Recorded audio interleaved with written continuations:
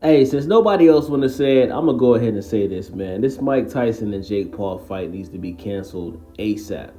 For those that don't know, Mike Tyson was on a plane and he had an ulcer flare up. I'm not really sure what that is, but it caused him to feel very dizzy and nauseous, and he felt so sick that he had to tell the flight attendant to make an emergency stop, indicating that, he felt like he possibly could have died. You understand what I'm saying? So with that being said, um, Mike Tyson's reps have immediately said that Mike is fine. He's in great condition.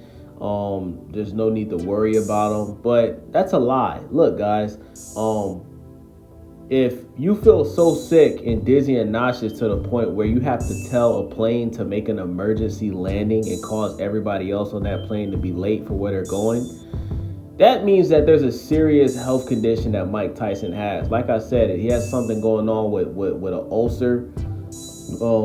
I'm not sure if this requires surgery or not, but Mike Tyson is almost 60 years old. I think Mike Tyson is like 58 or 59 years old. He's almost 60. And this is exactly why this fight with Mike Tyson and Jake Paul was an exhibition. It was not it was actually originally declined to be made a professional boxing fight. It was supposed to be an exhibition because there's a lot of concerns about Mike Tyson, having a professional fight at this age. He hasn't had a professional fight in over 10 years, right? The fight that he had with Roy Jones was an exhibition. It wasn't a real fight. It was an exhibition. The same thing you see Floyd Mayweather doing twice a year. You understand what I'm saying? And Mike Tyson is going in there with a Jake Paul who's in his prime, who's in his mid to late 20s, who, most of his wins on his boxing record have come by knockout. This guy has power. We were even, his last opponent was an actual professional boxer who a lot of people thought was going to give Jake Paul trouble, but he didn't. And listen, I agree with people. I do think a lot of Jake Paul's fights are rigged. I think one of the only real fights he had was the one against Tommy Fury where he ended up losing. And I thought Jake Paul won that fight. I think Jake Paul should have got the W against Tommy Fury. I think he did enough to win that fight. He dropped Tommy Fury. You understand what I'm saying?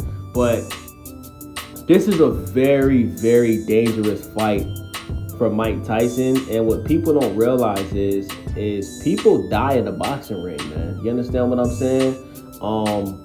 And for Mike Tyson to still continue and try to make this fight happen with this ulcer issue that he has going on that makes him feel dizzy and nauseous, this could really end up being a horror movie. You understand what I'm saying? Like, because Jake Paul, I truly believe Jake Paul, because this is a professional fight, it's not an exhibition. These guys are going in there to rip each other's heads off, man. And God forbid, Mike gets seriously hurt in this fight, man. I know a lot of people are hoping that Mike Tyson shows glimpses of how he was in his in his 20s and 30s, but a lot of people forget that in the last chapter of Mike Tyson's boxing career, he did not look good.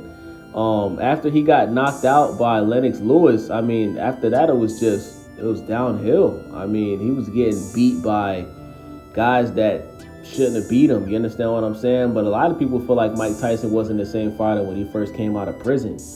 And I would agree that was probably when the roller coaster started going down on the drop for Mike Tyson's boxing career. But it's clear as day to me that Mike Tyson is doing this for money. Mike Tyson in his boxing career, he was at one point in time, Mike Tyson was worth $350 million. He was worth $500 million at one point.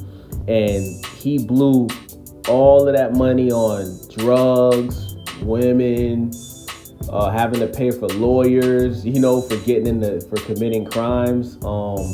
Obviously, Don King stole a lot of his money.